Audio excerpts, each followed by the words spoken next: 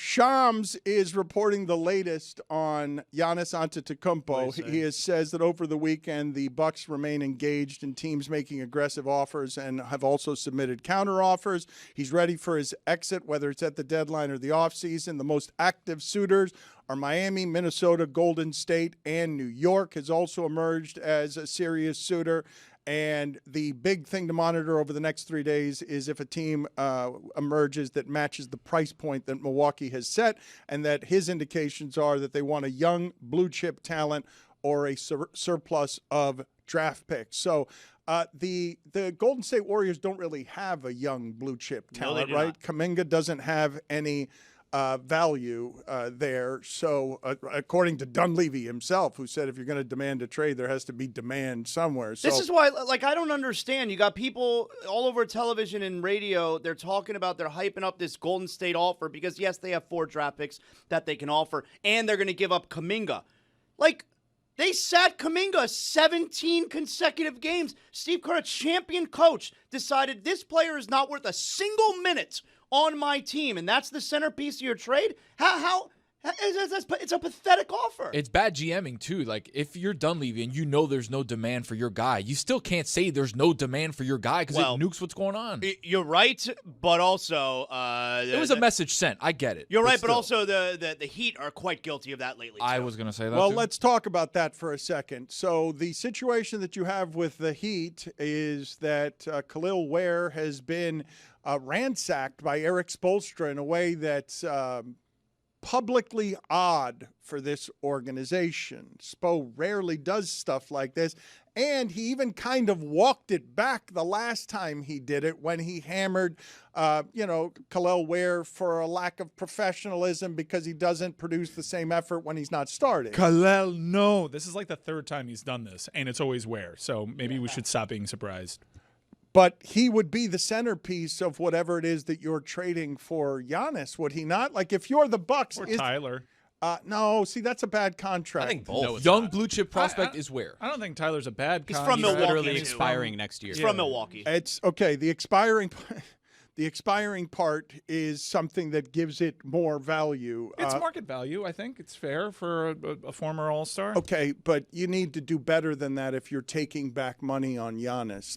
They are, but he's for the region and the fact that he's still in the prime of his career. It's not a bad contract. I wouldn't do that, but it's a part of the deal, not the singular part of the deal. There's not a bad contract that the Heat would be offering. Correct. Period. There's not one that's immovable or not expiring. I don't think they have summer. any bad contracts. There are no bad contracts on this except team. next year, Bam making 50. Because you're making all expiring contracts good contracts, right? Well, if Tyler Hero and Andrew Wiggins are on expiring deals, they're valuable to get you a first-round pick based off the market. Like that's what everyone's talking about with Wiggins right now, and he still has a player option at $30 million for next year. The biggest reason you haven't seen that explored, more likely than not, is because the Heat are waiting to see, do the Bucks want Wiggins as a part of that deal? And as we were talking about last week, like, you could combine Tyler Hero and Andrew Wiggins to fill out that salary and potentially be pieces that the Bucks could move next season if they wanted. They have Terry Rozier as an expiring deal right now. Tyler Hero is not a net negative. He's not a centerpiece prospect to build around only because he's about to turn 26, but that's a former All-Star guard at $30 million. Adam Silver, I don't even dare you. I double dare you. already did this. Okay. I've already seen this. Like, you got to do better than this. I've already heard you. Adam Silver, I triple dog dare you. I haven't done that. Yeah, he hasn't done that. I haven't done that. Dan, triple dog. You finish the thought. You still haven't told the people what Adam you're repeating. Silver, I triple dog. I dared you. I double dared you. I triple dog dare you to void a deal that the Miami Heat trade away Terry Rozier's expiring contract. I triple dog dare you, Adam Silver. So let me walk back what I said a little bit on Tyler Hero and that contract. Okay, if all expiring contracts are good, then I will concede to you that the Andrew Wiggins contract isn't, for example, bad in the context of what it is that we're doing here, which is you have to make the salaries match. But Milwaukee doesn't want Andrew Wiggins. They want young pieces. They want, so Tyler Hero is young. He was an all-star last year. He's hurt way too much. And you've got to get the money to match up, and it's going to be hard to get the money to match up. But if I'm Milwaukee, and this is the piece I have, like I understand why you guys look at it from the Miami perspective. But if I'm Milwaukee and this is the piece that I have, everything I'm getting back has to have value and more value than just it's an expiring contract. Now, Tyler Hero, you can make the arguments on behalf of Tyler Hero, but I'm here to tell you that Tyler Hero for Giannis isn't enough. Like that, obviously, that's not going to be the best offer. No, but I'm saying, like, you're sitting here saying, oh, take the Rozier contract, take the Wiggins contract, take the Tyler Hero contract. And I'm telling you that if they're going to pay that much money for a contract, maybe it'll be for an expiring contract. But my guess is that they'll want somebody better than that. Well, those are just the parts to make the money work, Dan. Like the pieces that you would theoretically be building around as the centerpiece of these deals are the 2 available picks that the Heat have, a couple of pick swaps, and they can get to a third if they simply get Milwaukee to shift the protections from the 2027 pick to 2028. So Charlotte. now you would have, oh, sorry, I appreciate that. Charlotte. It would be a 2026, a 2030, a 2032. Those would go right to them. That's without doing anything else other than calling up Charlotte. Plus, there's Khalil Ware. There's Jaime Jaquez Jr., a 24-year-old Six-Man of the Year candidate. There are several other young pieces. A first-round pick in Kasparis Jakučionis, who's a 19-year-old point guard, getting minutes. Obviously, there's Pelle Larsson, but we don't want to talk about him because he's too good, and I don't want to trade him. But there are so many really good young pieces that are a piece of this. Stop. Look, I obviously. gotta stop you. Stop you. I don't want to lose Pelle Larsson for Giannis Antetokounmpo. I could strangle you right now. I could strangle you. Like the way I vocally modulated didn't insinuate that I was throw you kidding into at all. the ocean by your head. You turn over the entirety of your roster to Milwaukee, and you say, take who you want. Remember when Heat fans didn't want to trade Caron Butler for Shaq? Yes, and That was my favorite. Yeah, and Lamar Odom. I would love Lamar Odom and Caron Butler, and I like Brian Grant too. Brian Grant is the kind of contract that you're talking about here, where you got to make the contracts match up. So you got to throw in Brian Grant too, and people liked him, so they didn't want him to go either for Shaq. I think you're just seizing on something that Jeremy said when he was clearly joking. I think he'd be okay with including Pelle Larsson in there. It's every possible piece, right? And the Heat, in terms of what is available right now, we laid it out last week. Everybody has been hyping up this Golden State package because of these picks and pick swaps. Can I tell you why? Can I tell you why I think everyone's, Jeremy, hyping up the Golden State package? I think people just want to see Giannis play with Steph. That's right. That's all it is. They don't have a good package. They just want. But it's a great story for us to pay attention to for Giannis to play with Steph. And there have been reports, I believe it was Nick Friedel, that said Golden State has reassured Jimmy Butler that he is not a piece of that potential trade for Giannis Antetokounmpo, insinuating that the financial things there would be Draymond.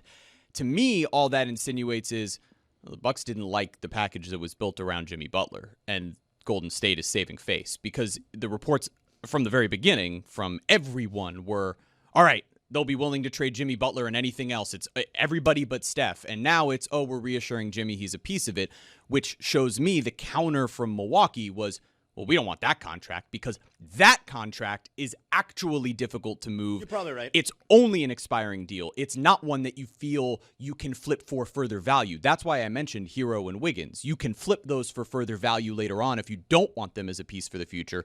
Tyler, you could extend as you continue to rebuild. He's a 26-year-old all-star. The backstory on some of this that presents problems for the Miami Heat is, do you do it in the next 3 days or do you do it in the offseason when you have the picks? And Milwaukee doesn't have any urgency on this, right?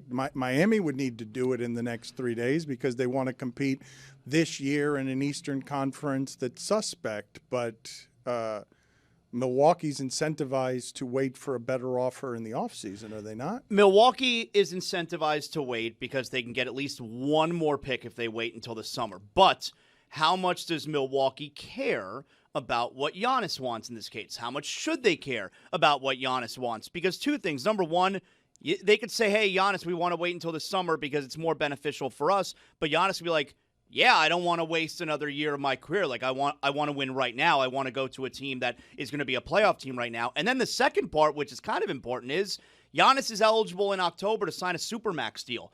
But he can only sign it if his current team has had him for 6 months. So if they trade him over the summer, he's not eligible for Supermax. Also, the other teams in the mix would suggest that these are teams looking to seize on this very window right now. So you're probably not going to get as good an offer from certainly not these teams that are looking to add Giannis at 32 years old for this postseason.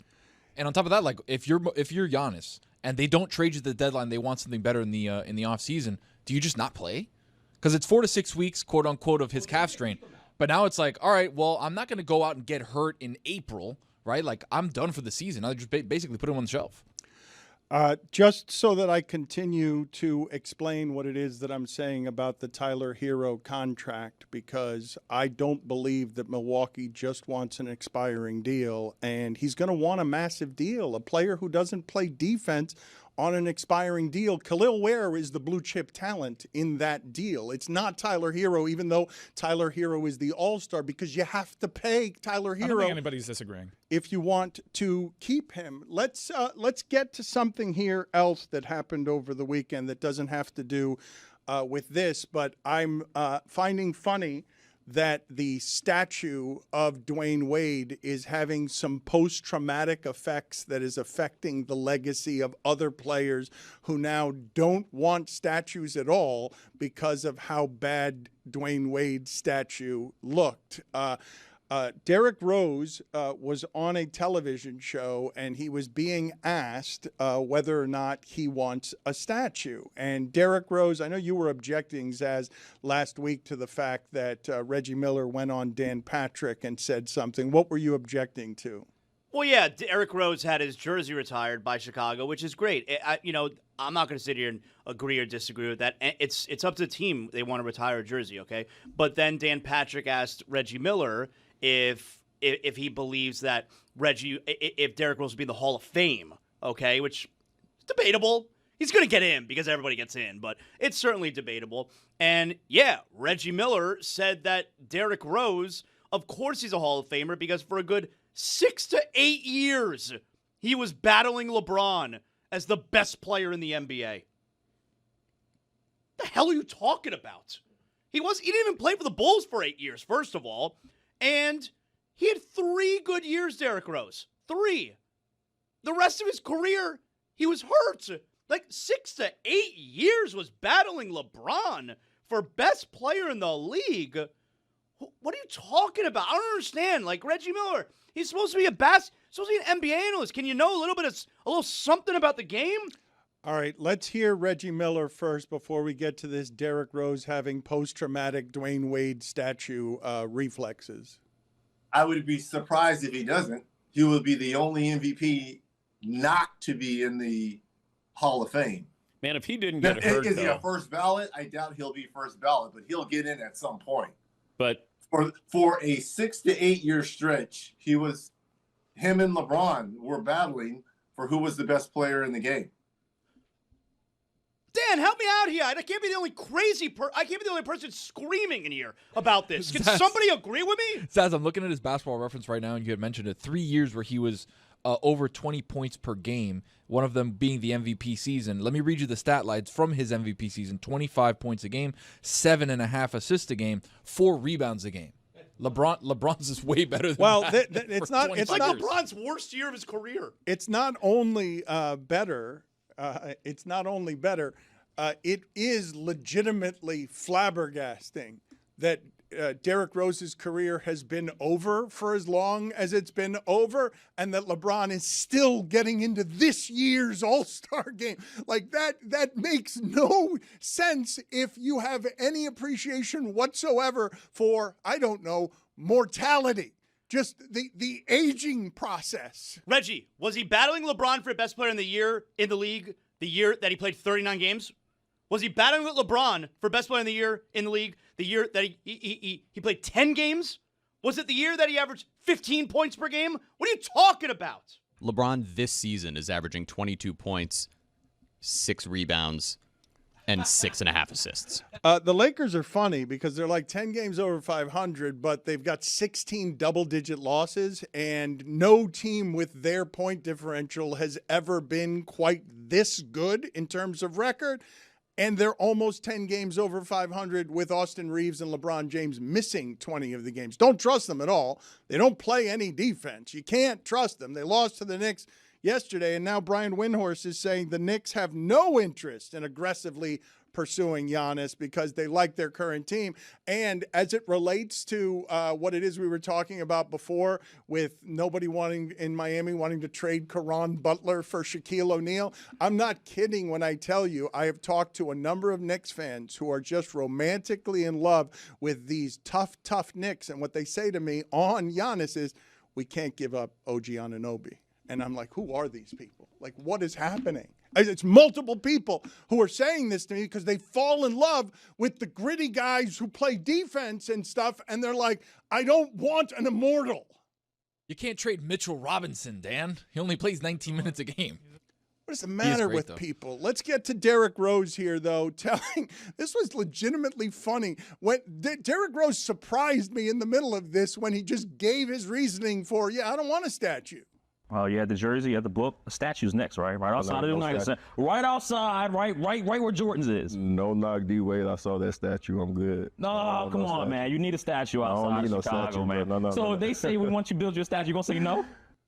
I should also mention the context of he's a religious man and he doesn't like the idea of humans being worshipped that way. So it's not just the Dwayne Wade scars, but it is also the Dwayne Wade scars. I'm looking at it on the TV right now. Good Lord.